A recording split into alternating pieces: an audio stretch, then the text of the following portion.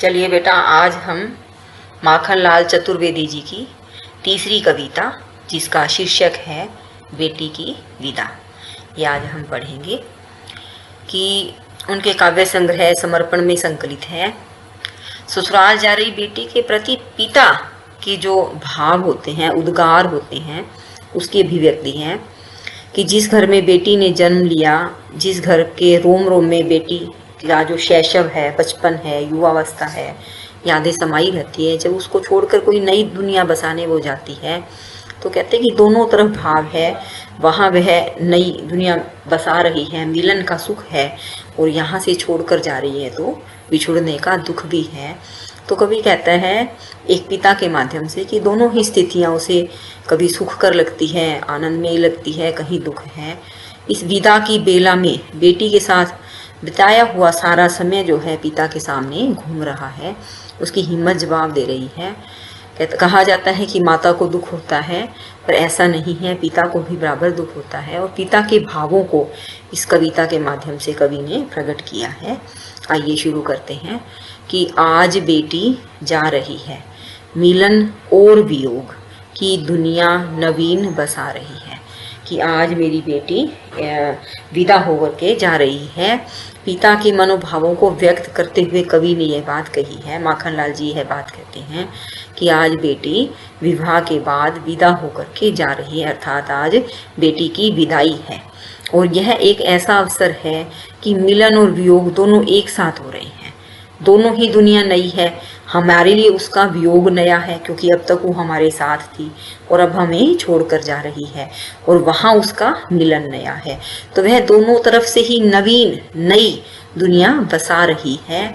लेकिन आज हमारे यहाँ से बेटी जा रही है। मिलन यह जीवन प्रकाश, वियोग यह युग का अंधेरा। क्या कहता है कवि कि मिलने से क्या होता है, हमें लगता है कि जीवन में प्रकाश आ गया।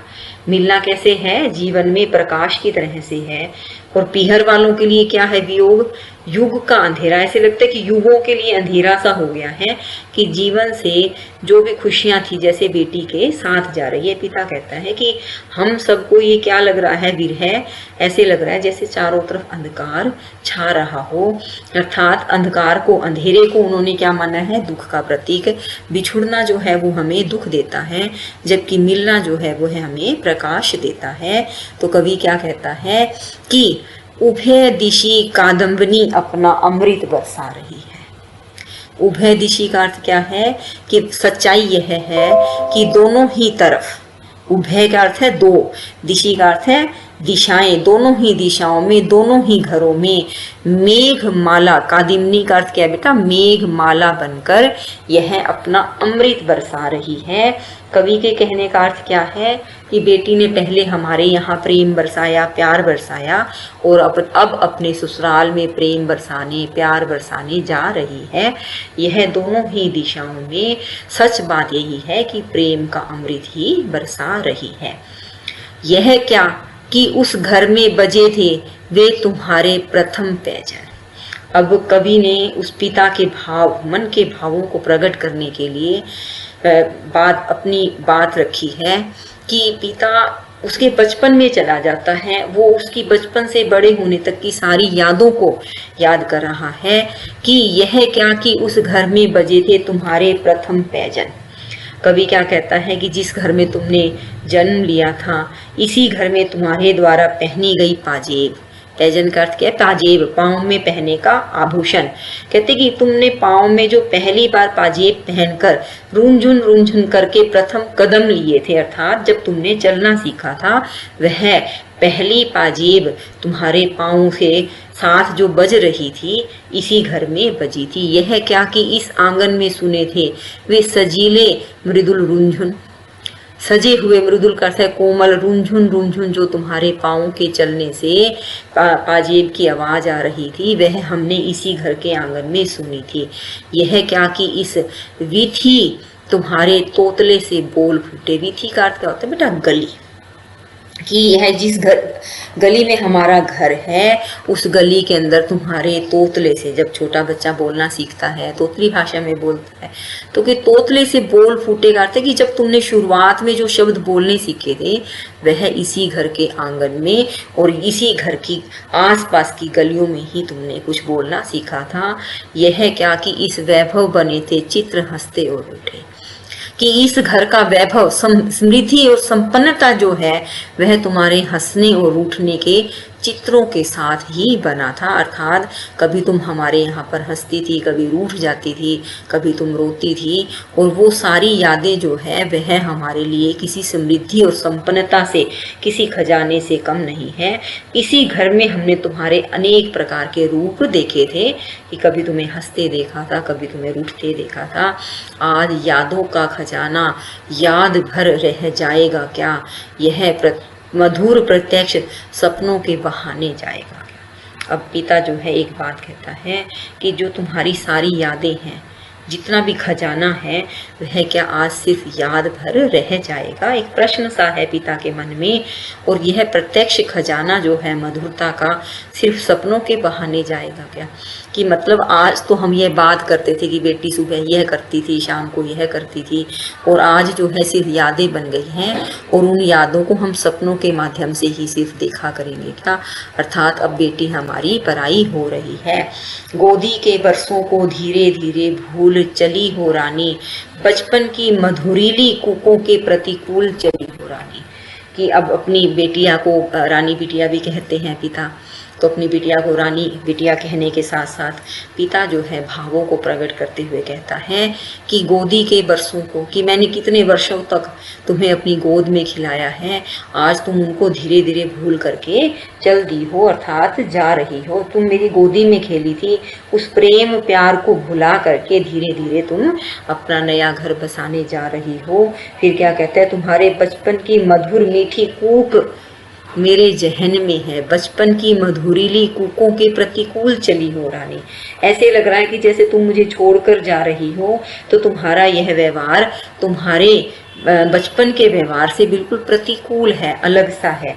कि पहले तो तुम मुझसे बिल्कुल दूर नहीं रहती थी, तभी आकर के रोकर मेरे गले में लग जाती थी, मेरे गोदी में आ जाती थी, और आज ऐसा लग रहा है कि जैसा तुम्हारा बचपन में व्यवहार था, आज जब तुम मुझे छोड़ कर जा रही हो तो व्यवहार उससे बिल्कुल अलग है।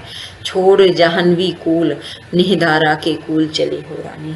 जाह्नवी शब्द का अर्थ यहाँ पर क्या है बेटा, गंगा। क्या कहते हैं कि तुम अपने पिता के घर रूपी गंगा के किनारे को छोड़कर अपने प्रिय के घर रूपी प्रेम धारा के किनारे जा रही हो। नी धारा का अर्थ है प्रेम की धारा, कूल का अर्थ है किनारा, तुम जा रही हो। और जो तुम्हारा पिता का जाह्नवी गंगा नदी का नाम है, कि तुम अपने पिता के प्रेम रूपी गंगा के किनारे को छोड़ करके अपने पति के घर प्रेम धारा के किनारे को पाने के लिए चल रही हो। मैंने झूला बांधा है, अपने घर झूल चली हो। मैंने भी तुम्हारे लिए प्रेम का, प्यार का मेरे घर में झूला बांधा हुआ है, परंतु तुम अपने घर अर्थात पति के घर में रहने के लिए जा रही हो, वहां पर ही झूलने के लिए जा रही हो। कवि को बार बार क्या लग रहा है, बेटी की विदाई का समय है, और यह बेटी के मायके वालों के लिए बड़ा ही भावुक समय होता है। पिता को ऐसा लगता है कि जैसे मैं विवश सा हो गया हूँ, कि मुझे बड़ा स्वाभिमान था, मैं कभी किसी के आगे घुटने नहीं टेकता था, मैं कभी किसी के आगे हार नहीं मानता था, किसी के आगे झुकता नहीं हूँ। जैसे आज बेटी की खुशी के लिए बेटी को विदा करना, पिता को ऐसा लगता है कि जैसे मैं बिल्कुल विवश हो गया हूँ, बेबस सा हो गया हूँ।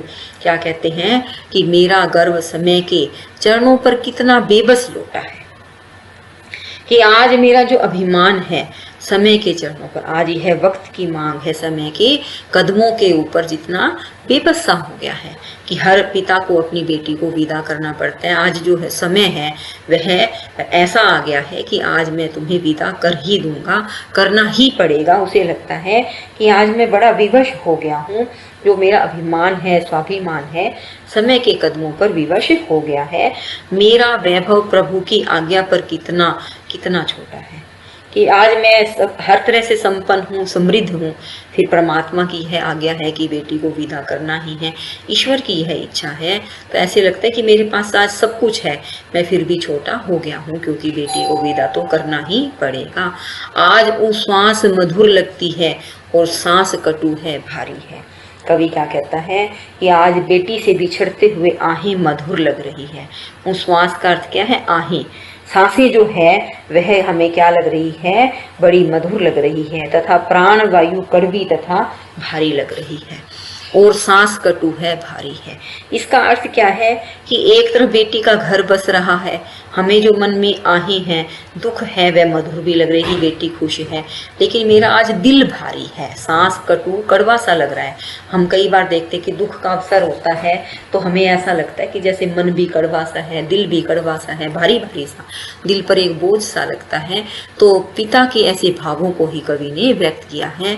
तेरे विदा दिवस पर हिम्मत ने कैसी हिम्मत हारी है। पिता क्या कहने चाहते हैं कि जब भी कोई भी पारिवारिक समस्या आती है, कुछ भी आता है, तो मुझे बड़ा हिम्मत वाला कहा जाता है, अर्थात मेरे अंदर बहुत हिम्मत है, पर पता नहीं न जाने क्यों आज पिता जो है, हे बेटी तेरी विदा के दिवस के ऊपर मेरी हिम्मत ने भी हिम्मत हार दी है। अर्थात मेरे अंदर जो हिम्मत थी, साहस था, ऐसे लगता है कि आज बेटी की विदा की जो बेला है, इसके अंदर मैंने वो मेरा साथ छोड़ रही है। पिता जो है अपने आप को अधीर महसूस कर रहा है। कवि ने पिता की अधीरता का सजीव चित्रण करने का प्रयास किया है।